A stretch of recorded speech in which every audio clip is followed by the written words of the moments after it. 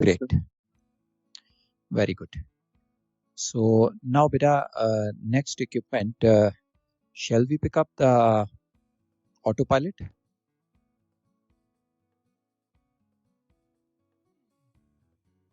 We have basically the autopilot, the VDR, and the Banvas. So shall we pick up the autopilot for now?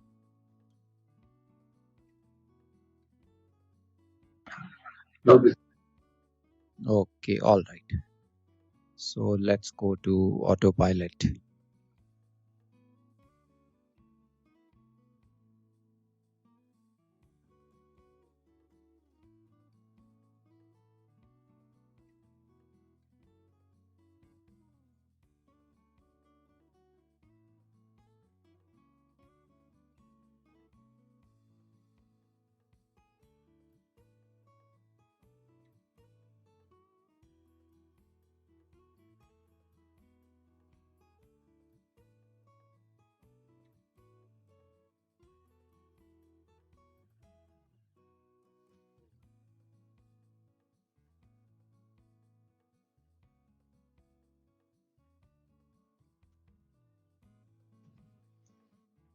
In this presentation, we are going to discuss and learn about the autopilot, the ship's heading control system.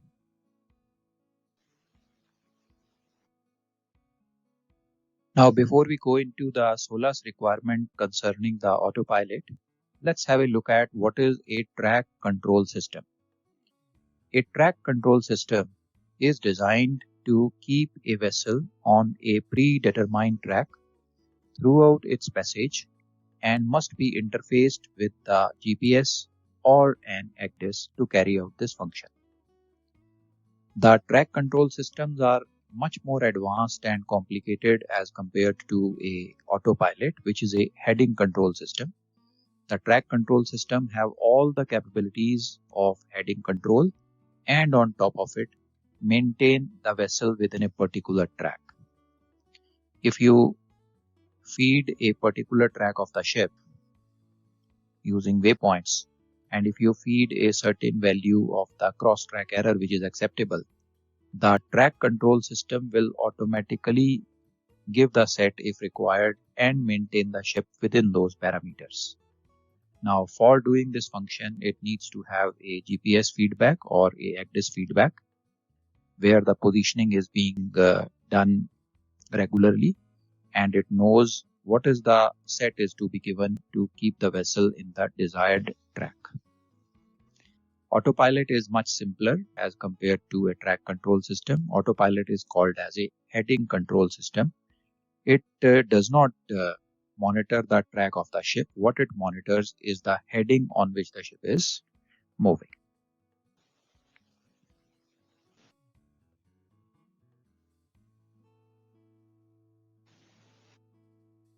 Moving on to the SOLAS requirements concerning the autopilot. SOLAS Chapter 5, which is the Safety of Navigation, Regulation 19. This regulation is concerning the bridge equipment present on board a ship. It says that all vessels of 10,000 gross tons and above must have a heading or track control system, but the track control is not mandatory. So as we just now discussed in the previous slide, the autopilot is a heading control system. Also, this regulation says that masters and navigating officers must be fully conversant with the operation of the autopilot and especially the changeover procedures from auto to manual and manual to auto.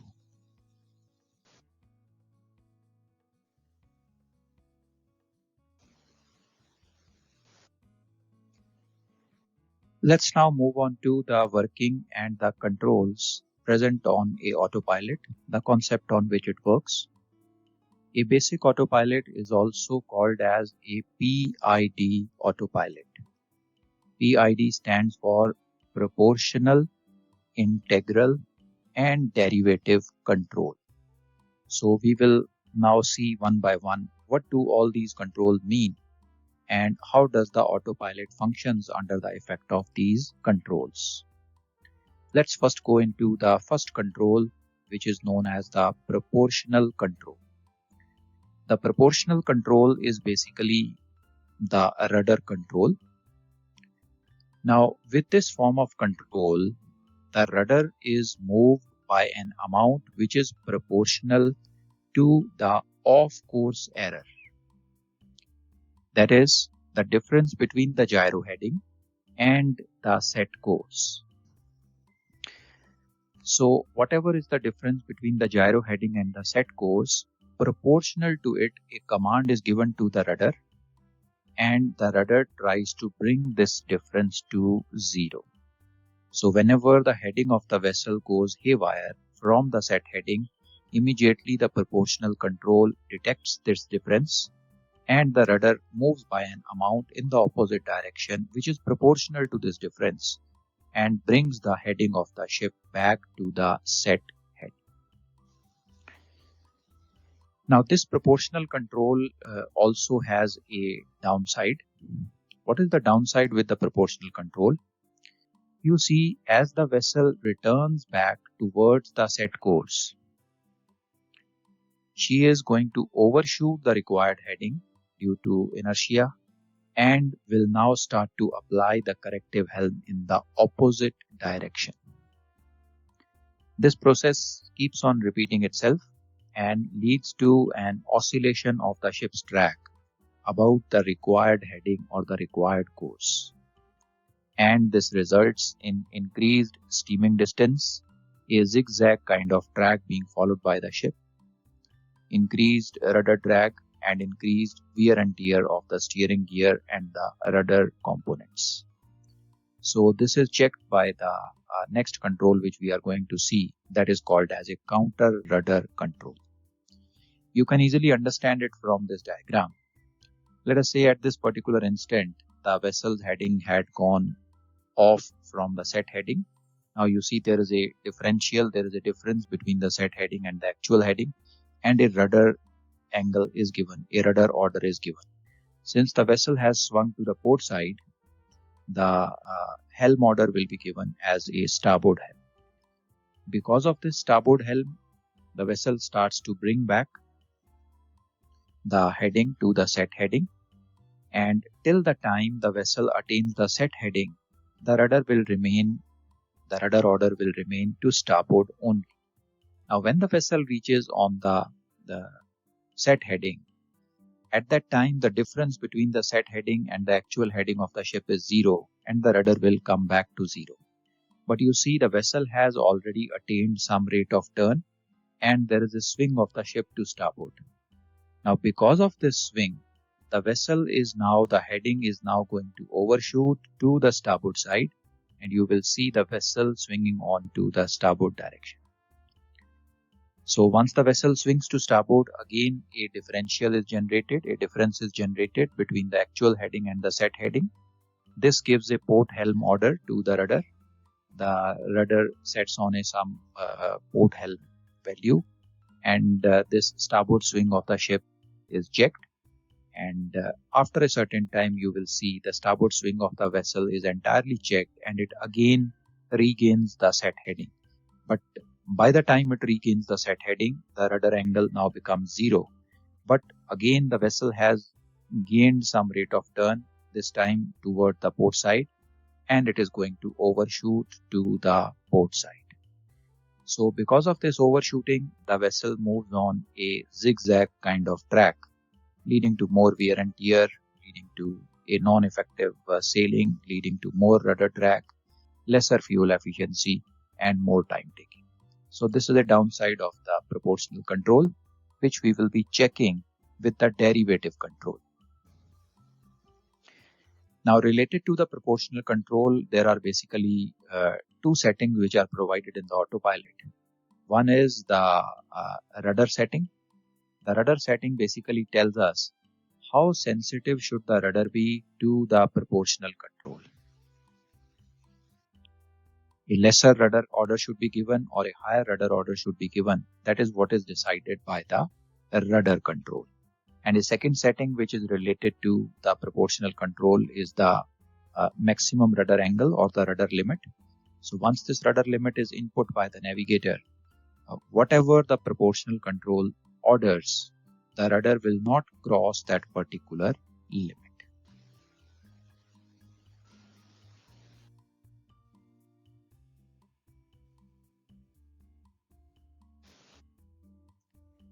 Now moving on to the derivative control, the second control. With this form of control, the rudder is moved by an amount which is proportional to the rate of change of the ship's heading, or in short, the rate of turn. So the basic idea behind the derivative control is to kill any rate of turn generated because of the swinging of the ship. Now this assists and supports the proportional control which we saw earlier. So let us try to understand it using this diagram. Let us say at this particular point, the vessel has swung to port side and has gone off course.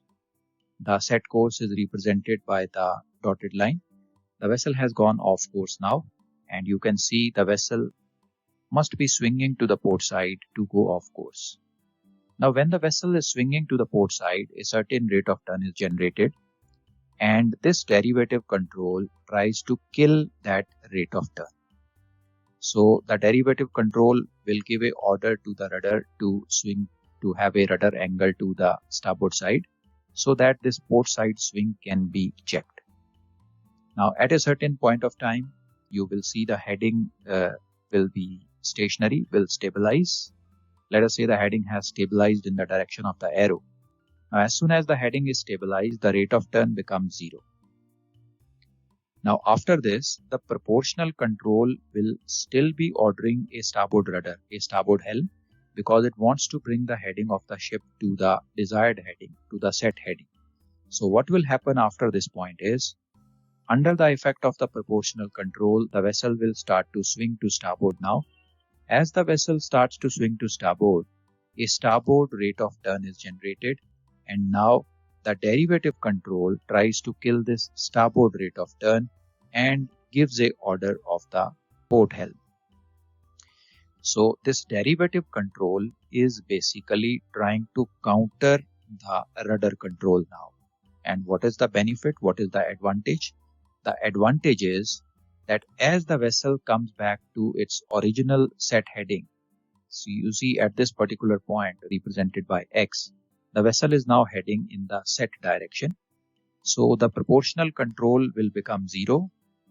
There will be no rudder angle because of the proportional control, and the derivative control will now stop the vessel overshooting to the starboard side, because the derivative control is continuously trying to kill the rate of turn. So from this point here, where the laser pointer is, to point X, where the vessel has regained its heading, it was swinging to starboard, and the derivative control was giving a port helm to check this swing.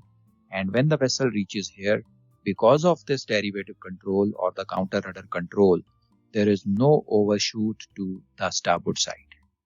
Thus the overshoot is avoided, and the vessel starts to move on a track which is same as the set heading or the desired heading. So you see, a combination of the proportional control and the derivative control makes the control of the heading very smooth process.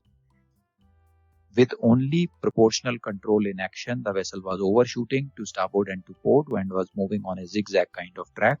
But with the derivative control, now the rate of turn of the ship being checked, the vessel very smoothly comes on the initial heading and then continues to move on it.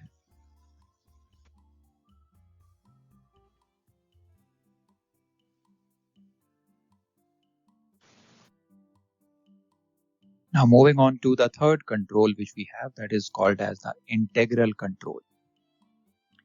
This integral control is nothing but basically a automatic permanent helm. We know there is a permanent helm setting which is provided in the autopilot. So this integral control is nothing but an automatic version of that permanent helm. Now the data for this integral control is derived by electronically integrating the heading error.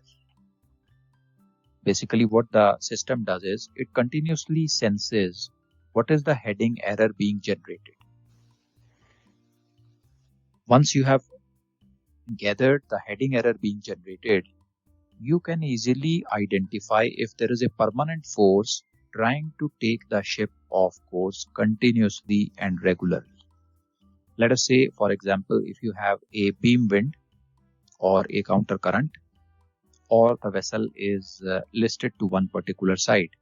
Now, because of all these reasons, there will be tendency of the ship to swing to one particular direction. So this integral control basically senses this tendency of the ship and applies a permanent helm automatically. So the action of this data which is collected is to offset the effect of vessel being moved continuously off course due to a effect of wind, current, or a certain list condition or trim condition or a certain hull form, etc. The data signals which are produced continuously sensing the heading error over a period of time are picked up and they are used to apply an appropriate degree of the permanent helm. So as I told you, a manual setting of the permanent helm is also available to us and it can be manually used by the duty officer. But if it is not utilized, the integral control will do the same job automatically.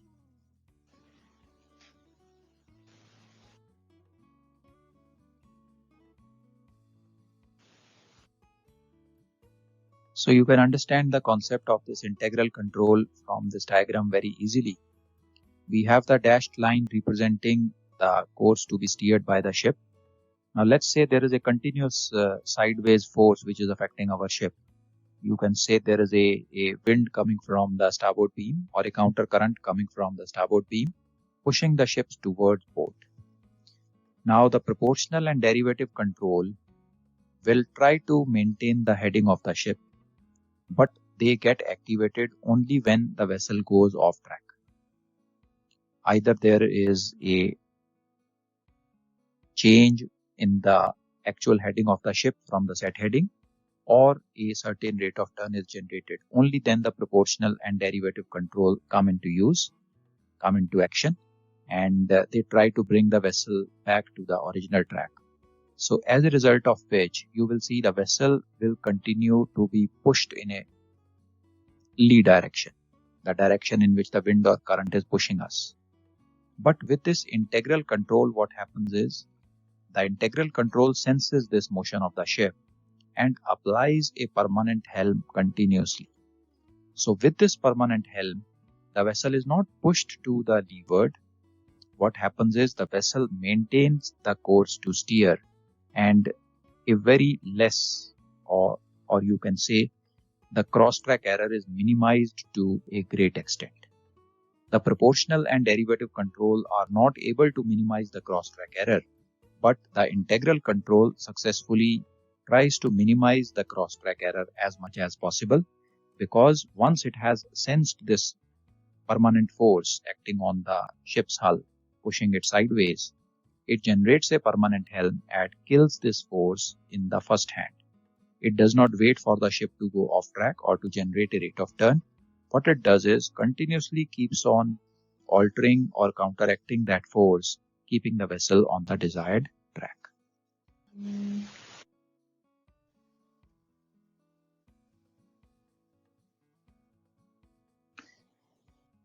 So with all these three controls in action, that is the proportional control, the derivative control, and the integral control, the track of the ship now looks something like this. At this particular point, the vessel has gone off heading. So you can see the proportional control and the derivative control coming into action, bringing the vessel back here. There is a slight overshoot. So vessel goes on to the starboard side of the track. Again, it comes back. It is brought back by the P and D controls. The integral control is gathering information all this while. Again, there is a slight overshoot and the vessel reaches up to this particular point. And here onwards, the integral control also kicks in, giving a permanent helm, counteracting this continuous force which is trying to disturb our set course, the actual course. So after this, the vessel moves nearly on the set track, on the set heading, without any deviations.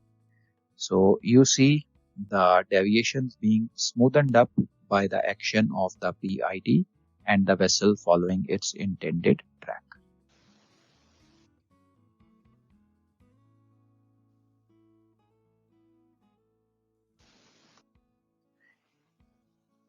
Now, having understood the PID controls of the autopilot, let's try to understand the complete autopilot working using this block diagram. Now, this looks very complicated in the beginning, but once you understand it step by step, everything starts to become clear. So we see this blue shaded portion is known as the control unit. Now, in this control unit, there are two feedbacks which are going. One is the actual heading of the ship from the gyro compass, and the second is the set course, the course which is set by the navigator. Now, with these two feedback coming, it first goes into a course comparator. It basically compares both these things, that is the actual heading of the ship as well as the set course, find out the difference between them, and basis that gives the command for rudder. Now this command further passes from the differentiator or differential control, which is basically the counter rudder. The counter rudder comes into action whenever the vessel swings. Whenever the vessel swings and some rate of turn is generated, it tries to kill that rate of turn and bring the rate of turn to zero again. A input is also obtained from the integrated or integral control, which is basically a automatic permanent helm. So this continuously keeps on judging the external factors, external forces acting on the ship, trying to continuously alter the course in one particular direction, and gives a permanent helm to counteract that continuous force. All these three inputs, that is the input from course comparison, input from the integral control, and the input from the differential or counter rudder control, are summed up or are added up in the summing amplifier. The summing amplifier adds up these three feedbacks and passes them on to what we call as the error amplifier. Now, what is this error amplifier? Error amplifier receives a command which is to be given to the rudder from the summing amplifier, and this error amplifier also gets a feedback from the rudder that what is the present position of the rudder.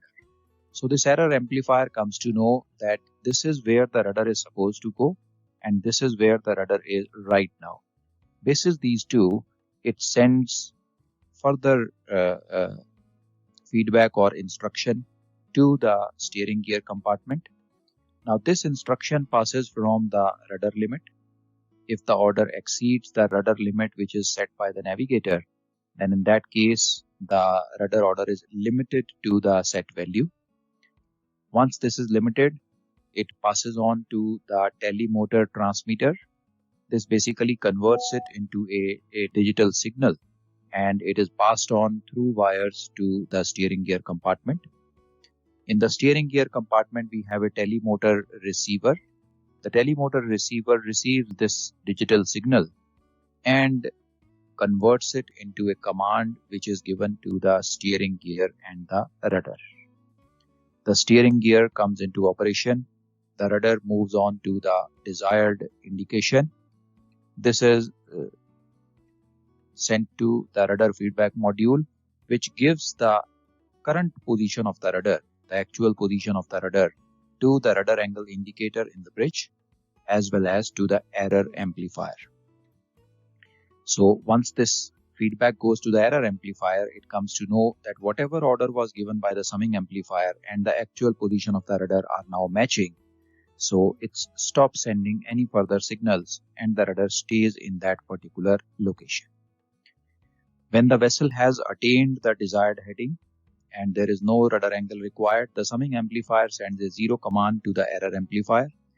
The error amplifier checks this 0 command against the actual position of the rudder, gives a command further to the rudder, and the rudder comes back to the 0 rudder angle position. Now all the controls which you see here with circles on them, like you see this control which is the set course control, this is a feedback input by the navigator into the system. The course is set by the navigator. The second feedback which you see is the off course alarm. So this off course alarm is also fed in what should be the value at which the off course alarm should be given. That is fed into the system, and whenever the course comparator finds that the actual difference between the set course and the actual heading of the ship is more than the off course alarm level, it starts to give an alarm alerting the navigator. Then the differentiator or the counter rudder, this can be controlled, the value can be controlled. Then further you see this is the rudder rate. It is basically the rudder control. That means proportional to the difference between the set course and the gyro course, what command should be given to the rudder. This is set by the rudder rate feedback or control, which is set by the navigator. Then we have a permanent helm. This is basically a manual input.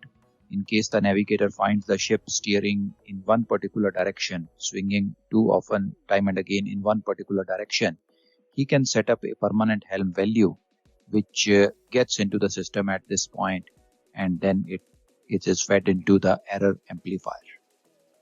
Then we have the yaw or weather control feedback. In case of bad weather, there will be very frequent deviations from the set course, and if the rudder keeps on trying to correct those deviations, the steering gear will be overused. So to avoid that scenario from happening, what is done is when the weather becomes bad, this yaw or weather control setting is increased. So what it does is it generates a dead zone. That means up to a particular deviation, no rudder order will be given. Only when the vessel's heading goes out of that dead zone, it crosses a certain value to starboard or to port, only then the order will be given to the rudder and the rudder will move. So this prevents the overuse and overheating of the steering gear as well as the rudder. Then we have the rudder limit setting. This is the maximum amount of rudder which can be given in a particular condition. So this is set by the navigator, and whenever an order is given to the steering gear or the rudder, it passes from this rudder limit module, and in case the order is more than the set rudder limit, the order is brought down to the set limit and then forwarded to the steering gear compartment.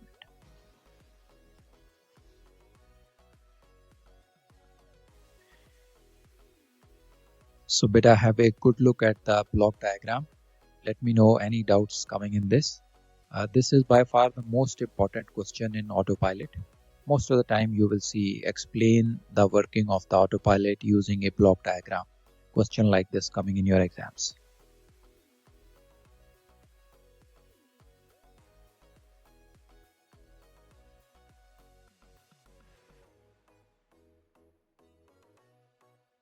Clear beta? Understood? Go ahead beta. Say this off course alarm. So like for example, we have set the off course alarm to 5 degrees and we have set the course to 10 degrees port or starboard. So exactly when this off course alarm gets activated? Beta, if you have set the off course alarm at 5 degrees, whenever the gyro heading goes more than 5 degrees from the set course, that is the time when it will give you the off course alarm. Right, sir. Okay. Okay. I'm asking, sir, like while we are making any alterations, normally we get, if there is a choppy weather, we keep getting this off course alarm on the bridge. So I'm asking, like, suppose if you have set the course to 10 degrees starboard or port, but the off course alarm is 5 degrees. So exactly when it's supposed to give the alarm, when you're altering or something like that? Okay. Now, if you are altering the course beta, let us say the vessel is steering 000 and your next course is 030. Okay. So अब आपने जो है वो set course वहाँ पे 030 डाल दिया. Now, Yes, till sir. the time the difference between the actual heading and the set course is more than 5 degrees, the off course alarm should keep on coming.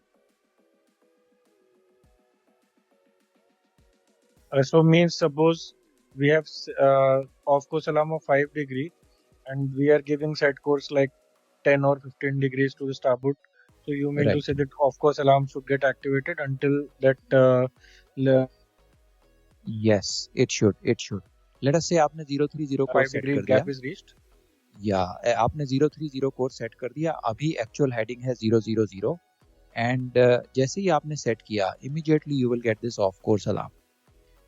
अगर तो आप इसे रीसेट कर देते हो तो ये बंद हो जाएगा, बट अगर आप इसे बजने देते हो तो ये कब तक बजता रहेगा. Vessel is swinging to starboard. After some time it will come to 010, 020. As soon as it comes to 025 and it is within 5 degrees of the set course, then is the off course alarm, the point where the off course alarm will get off. Okay, sir. Okay, sir. Okay beta. Thank you, sir. Okay, all right. Great beta. So let's take a break here. इसके बाद एक topic हमारा बाकी है autopilot में, that is known as auto adaptive steering और auto adaptive autopilot. One interesting thing about autopilot, अभी हमने ये PID ऑटो पायलट देखा बेटा. यू हैव सीन अभी एलन मस्क स्पेसएक्स में they have launched a rocket and जो booster था they have caught that booster back. Okay, so they are you aware of this? Anybody going through the news? Yes, sir. We saw. Right, there was a nice video also जिसमें उन्होंने उसको वापस catch कर लिया अपने stand पे. पहले ये ओशन में एक्चुअली एक प्लेटफॉर्म पे इसे रिट्रीव कर रहे थे and now they have cot it back in that same stand. So that is also using a PID autopilot. So that PID autopilot brings that rocket back.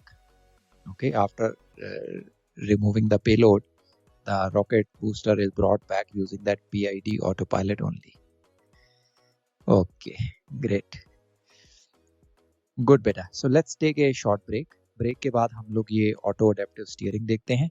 Auto adaptive steering is nothing but it's like artificial intelligence. आजकल AI बहुत चल रहा है ना, so anything you want to ask the AI will answer it for you.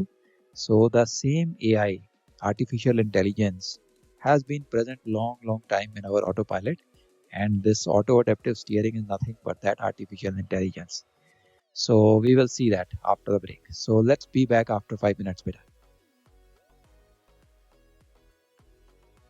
आ गए वापस?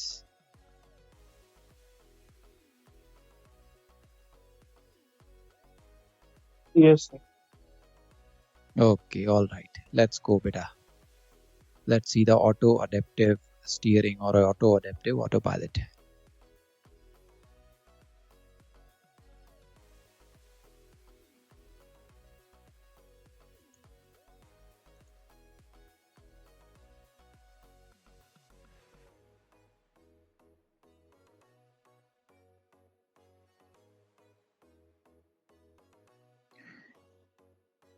Let's now go into auto adaptive steering system. Most of the modern autopilots, they have a capability to automatically adapt to the prevailing circumstances and order an effective steering of the ship, which is known as a auto adaptive steering. The auto adaptive steering system is an advanced version of the conventional autopilot, which adapts to the steering capability of the ship as well as the weather conditions. So basically there are two inputs to the auto adaptive steering system.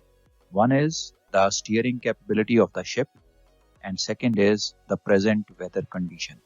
Basis both these factors, it automatically adapts the entire steering system and results in very effective steering. Unlike in the case of the PID autopilot, In auto-adaptive steering, the optimum steering is achieved without any manual adjustment. Everything is done automatically using sensors and using a reference model of the ship without any manual intervention required from the navigator.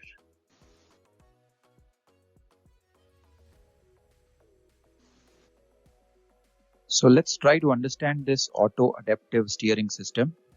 We see this block diagram here on the screen. Now, in this block diagram, you first see a estimation unit. Now, the estimation algorithm is based on what we call as a model reference adaptive control system, in short known as MRACS. You can see this MRACS here in the block diagram. Reference model hull dynamic characteristics. What is this MRACS? It is basically a small software where the model of the ship is fed in. Any forces which are acting on the ship can be judged by this model, and this model predicts the behavior of the ship. So any forces which are acting on the ship are predicted using this reference model, a software model. Now this MRACS gets its input from the gyro, speed log and the rate of turn indicator. So it gets to know what is the heading of the ship from the gyro. It gets to know what is the speed with which the ship is moving. And it gets to know what is the rate of turn which the vessel has generated, or in which way is the vessel swinging.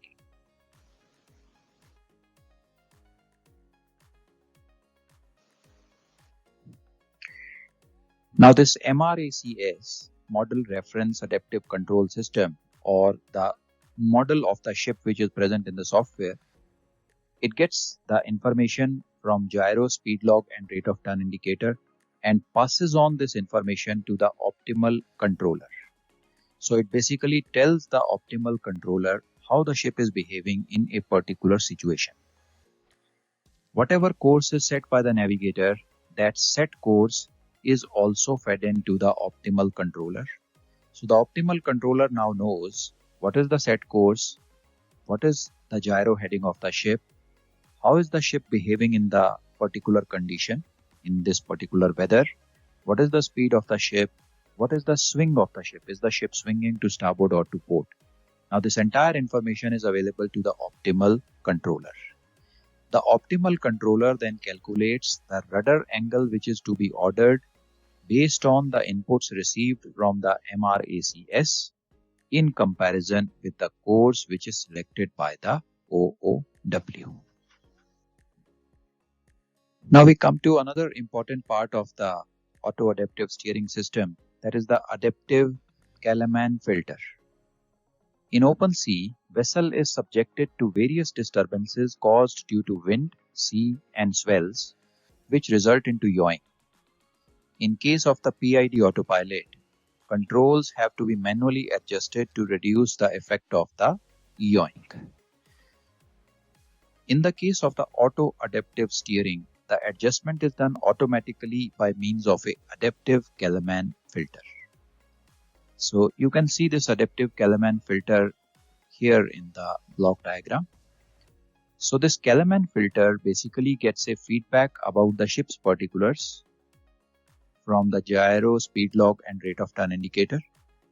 It also gets a feedback from the reference model of the ship which we have in the software. And basis these factors, it gives a feedback to the optimal controller. Basically, the integral control or the permanent help control which was manually set in a PID autopilot is now sensed by this Kalaman filter, and accordingly a order is given to the optimal controller to factor this in. It also gets a feedback from the steering gear. How is the steering gear operating?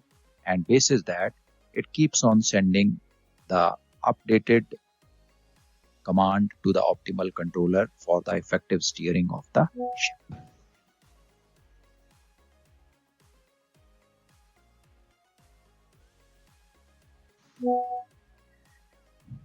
The same thing is explained here. The Kalman filter gets the inputs regarding the model of the ship from the MRACS, Model Reference Adaptive Control System. This is basically the software model of the ship. This acts as reference as to how the vessel should be behaving normally in comparison with the present behavior due to yawing.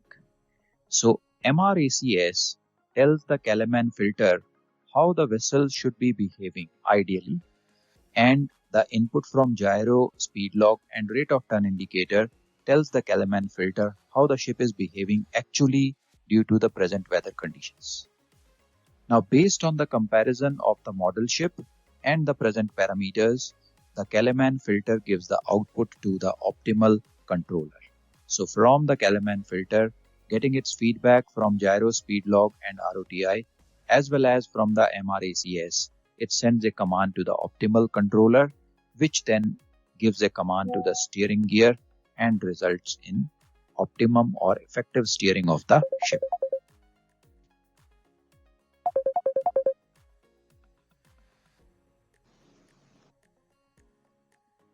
As the weather conditions change, the yawing is also affected, and the Kalman filter adapts to these changes automatically, and output from the filter will vary accordingly. Thus, in this entire system, no human intervention is required, and this system automatically keeps the autopilot tuned to the most effective steering in the given scenario, in the given conditions.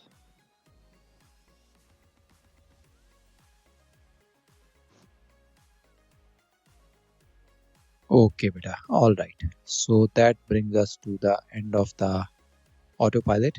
Now, any doubts in your mind, beta, in autopilot anywhere?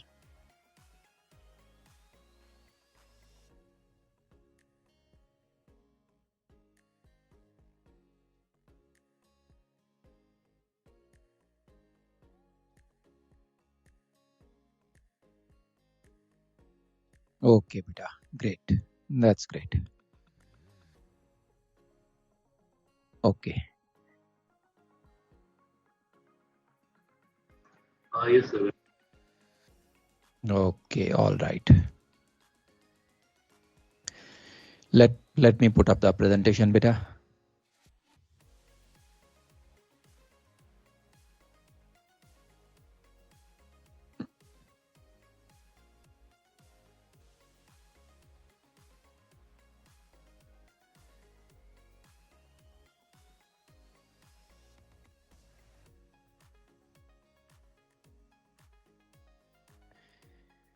So first we start with the DGPS, the differential GPS.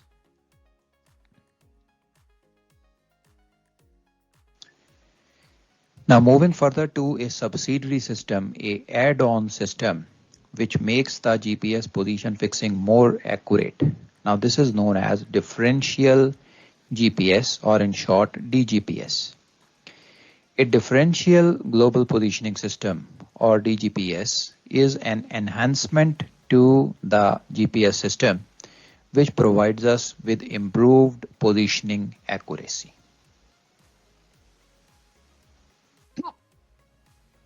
Now, in the DGPS system, a DGPS reference station is situated at a fixed location, and it receives the GPS data from the satellites.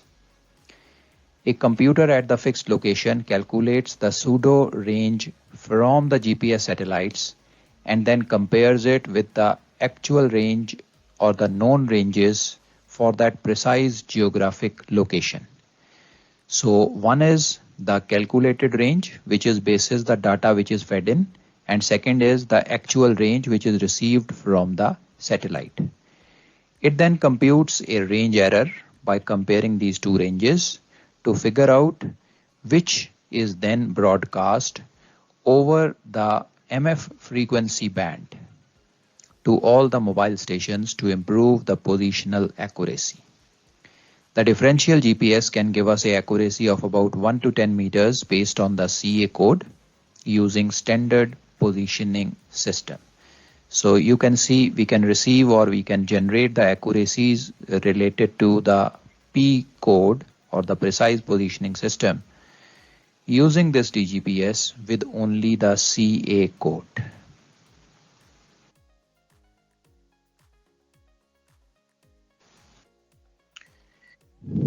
So with this, we close out the global positioning system.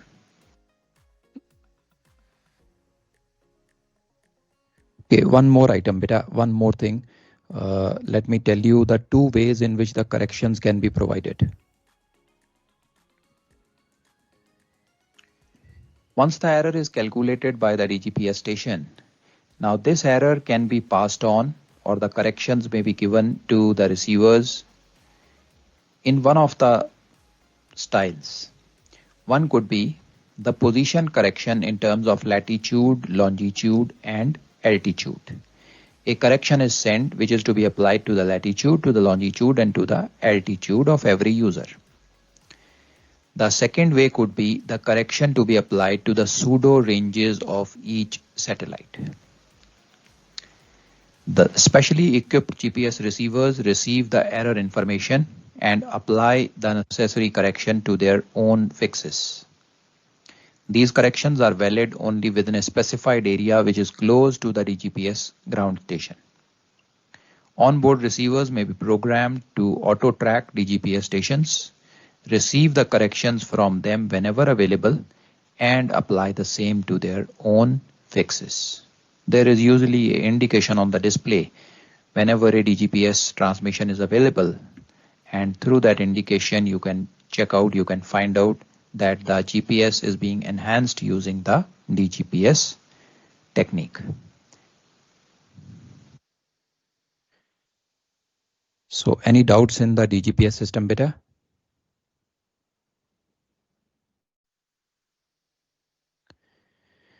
Okay, beta, great. So closing down the presentation now.